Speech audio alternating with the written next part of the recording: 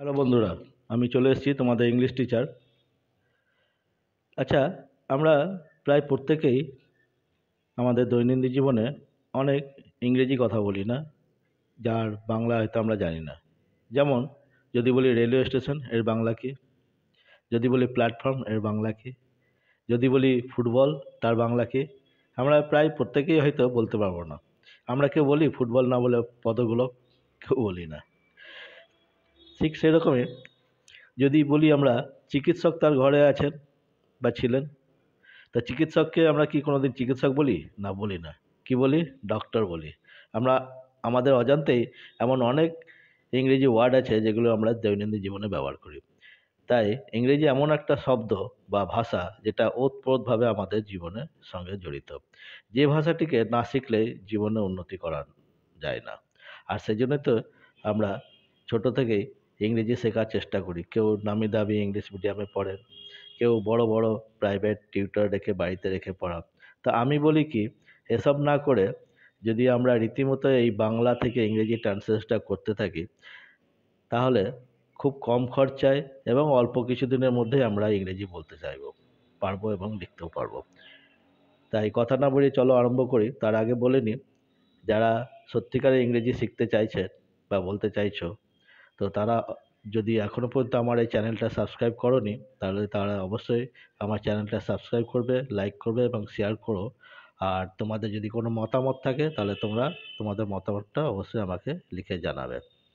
তো কিছুই না, তোমরা তো ল্যাপ মানে মোবাইল ঘাঁটতে ঘাঁটতে নানা রকম প্রোগ্রাম দেখতেই থাকো মোবাইলে, নাচ গান হোক বা হোক বা রিল হোক। তো সেটা দেখতে দেখতে একটুখানি যদি আমাকে 5 মিনিট সময় দাও এটার প্রতি, তা তোমরা অটোমেটিক ইংরেজি লিখতে পারবে। তো চলো আরম্ভ করি।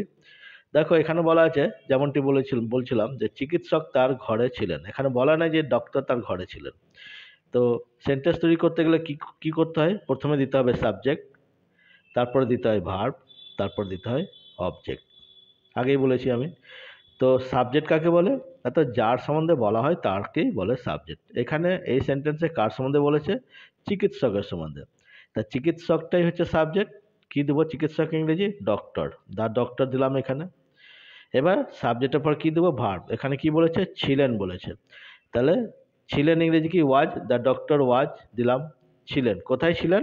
না তো তার ঘরে, মানে তার ঘরের মধ্যে। In his chamber. The doctor was in his chamber. ঠিক আছে। এখানে দ্য ডক্টরটা নাউন। কোনো যে ওয়ার্ডের দ্বারা কোনো কিছুর নাম বোঝায়, কারোর কোনো পদের নাম বোঝায়, তাকে বলে নাউন। তাহলে এটা নাউন, ডক্টরটা নাউন। আর চেম্বারটাও একটা নাউন। তা দুটো নাউনের মধ্যে সম্পর্ক কে স্থাপন করেছে? ইনটা।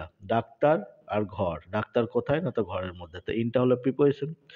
তাহলে যদি বলি কি বলছি, চিকিৎসক তার ঘরে ছিলেন, তখন কি হবে? The doctor was in his chamber. Next, আমার বন্ধু আমার সঙ্গে ছিল। সাবজেক্ট কি হবে? My friend. কেন? মাই ফ্রেন্ডের সম্বন্ধে বলেছে বলে এটাই সাবজেক্ট। ফ্রেন্ডটা নাউন, সাবজেক্ট রূপে কাজ করেছে। এবার ওয়াজ, আমার বন্ধু আমার সঙ্গে ছিল। ছিল ইংরেজি ওয়াজ দিলাম, ওয়াজ উইথ মি, আমার সঙ্গে। উইথটা প্রিপোজিশন আর মিটা অবজেক্ট। তো my friend was with me. ঠিক আছে। কাশি একটি বড় শহর ছিল। সাবজেক্ট কি হবে? অবশ্যই কাশি। কেন? কাশির সম্বন্ধে বলেছে বলে। কাশি ছিল, ওয়াজ কি ছিল? একটা বড় শহর, এ বিগ সিটি। আমি কি বলেছি যে প্রথমে দিতে হবে সাবজেক্ট, তারপরে ভার্ব, তারপরে অবজেক্ট। সাবজেক্ট কাকে বলে? যার সম্বন্ধে বলা হয় তাকে বলে সাবজেক্ট। কার সম্বন্ধে বলেছে? কাশির সম্বন্ধে বলেছে বলে কাশি দিলাম সাবজেক্ট। এবার ছিল, ছিল ইংরেজি ওয়াজ দিলাম, এটা ভার্ব। যে ওয়ার্ডের দ্বারা ছিল বোঝায় সেটাকে ভার্ব বলে। আগের চ্যাপ্টারগুলোতে হওয়া ছিল, ওটা ভার্ব ছিল। এই চ্যাপ্টারে ওয়াজটাই ভার্ব। ছিল কি ছিল? একটি বড় শহর, এ বিগ সিটি। অবজেক্ট কাকে বলে? না তো ভার্ব যে ওয়ার্ডকে উদ্দেশ্য করে বলে তাকে বলে অবজেক্ট।